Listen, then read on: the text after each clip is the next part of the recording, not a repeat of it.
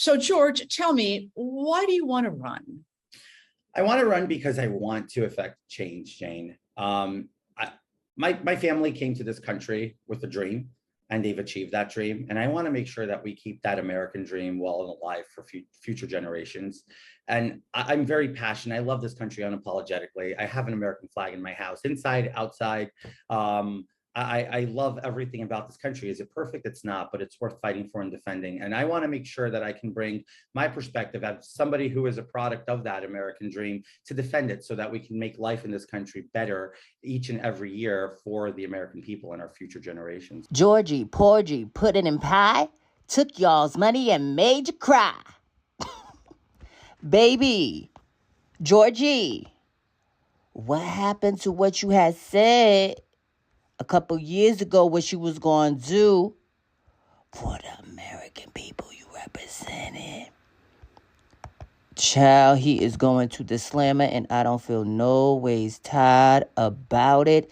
He is down to Twitter asking President Trump to pardon him.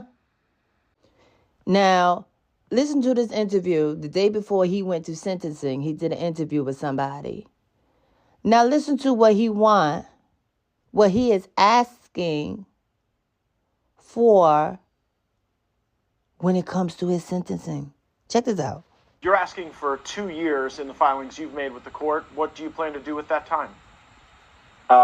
Look, number one is I plan to serve the entirety of any incarceratory sentence in solitary confinement because I fear for my safety. So it is definitely not an easy task, and it's a monumental one to do. But are you allowed to ask for that? I've never heard of someone asking for solitary confinement before.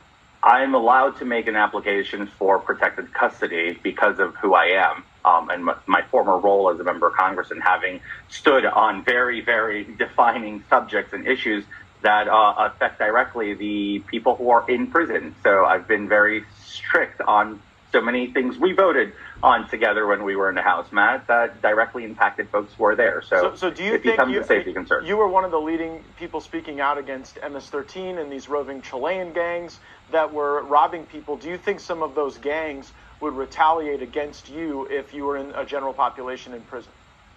Absolutely. I mean, if you look at the matters of everything I stood for in Congress and the type of people that we're targeting now that are already in custody, it's exactly the same people. So it's like putting a hen in the foxhole. So I just think that the appropriate thing would do would be protected custody. So that would equate to solitary confinement. So you saying you already know what you about to be convicted of? You're going to get the minimum 2 years for one of the crimes, right? And you want them 2 years to be in solitary confinement, right? Well, now you got 7. You got 7 years, honey. You got a 7-year bid, honey. How many Georgie Porgy of them years you want to be in solitary confinement? You let me know, and I'm going to let them people know down there to the prison.